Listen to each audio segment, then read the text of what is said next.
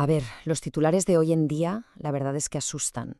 Inestabilidad económica, una división política tremenda, tensiones por todo el mundo. Parece un caos, ¿verdad? Un descontrol total. Pero, ¿y si no fuera así? ¿Y si todo esto que vemos no fuera aleatorio, sino que fueran en realidad síntomas? Síntomas súper predecibles de un ciclo enorme, como una especie de máquina que lleva siglos funcionando bajo la superficie de la historia. Pues hoy vamos a abrir el capó y a ver cómo funciona esa máquina.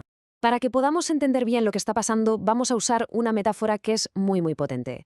Pensemos en el orden mundial que tenemos ahora, el que lidera Estados Unidos, pero no como algo abstracto, sino como un paciente.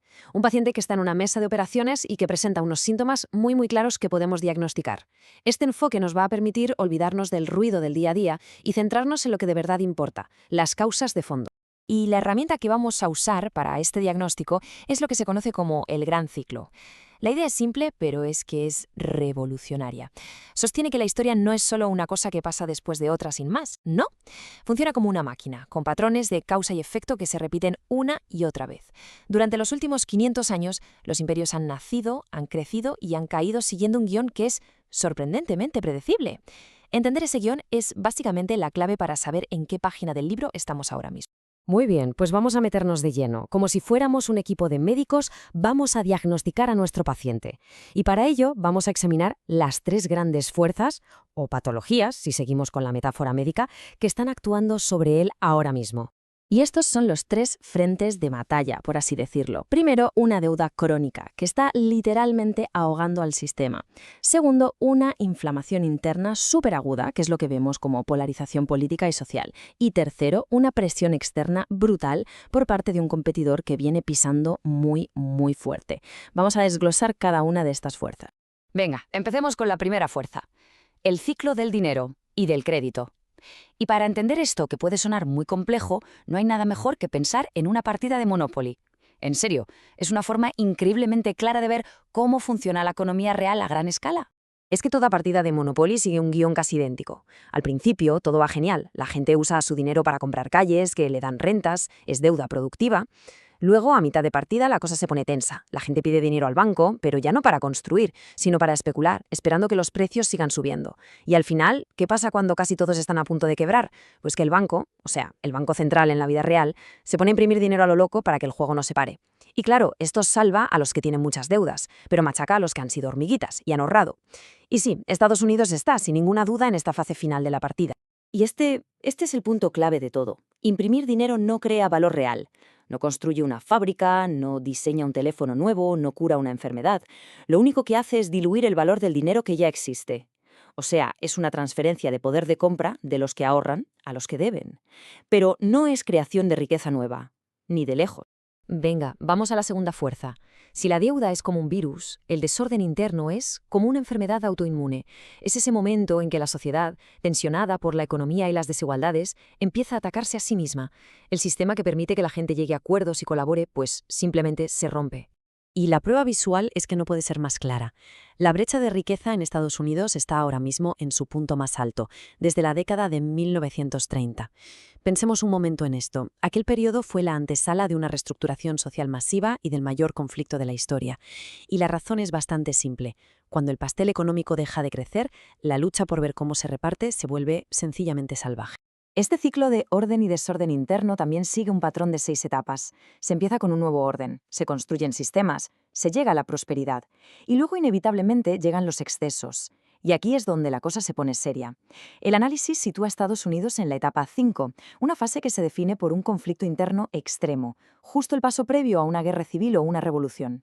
La política ya no va de buscar el bien común, va de destruir al oponente a cualquier precio. Este número es para tomárselo muy en serio. El análisis sugiere una probabilidad de un 50% de una gran perturbación interna en la próxima década. Ojo, esto no significa necesariamente una guerra civil como la del siglo XIX con ejércitos y batallas. Puede ser violencia política generalizada, un gobierno federal totalmente paralizado o incluso que algunos estados decidan simplemente no acatar las leyes federales. Y claro, mientras el campeón defensor está ocupado luchando contra sus propios demonios internos, en el escenario mundial emerge la tercera gran fuerza, un rival poderoso que quiere arrebatarle el título. La historia se convierte, literalmente, en la final de un campeonato mundial. La analogía del deporte es que es perfecta. Por un lado tenemos al campeón defensor, Estados Unidos. Sigue siendo increíblemente poderoso, no nos engañemos, pero está envejecido, un poco complaciente después de tantas décadas de dominio y sobre todo muy debilitado por sus peleas internas.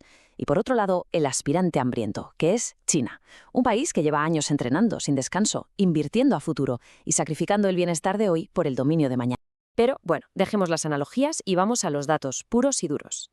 Este marcador muestra las métricas clave del poder y las tendencias son clarísimas. Estados Unidos aún domina en áreas cruciales, como el poder militar a nivel global o ser el centro financiero del mundo.